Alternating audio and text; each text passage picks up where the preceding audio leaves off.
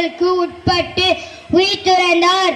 போராட்டத்தில் உயிர் துறந்த போதும் மூவண்ண கொடியை கீழே விடவில்லை. இதனால் தான் திருப்பூர் குமரனை கொடி காத்த குமரன் என அழைக்கப்பட்டார். அவரது தியாகத்தை நினைவு கூறும் வகையில் அவரது நூற்றாண்டில் இந்திய அரசு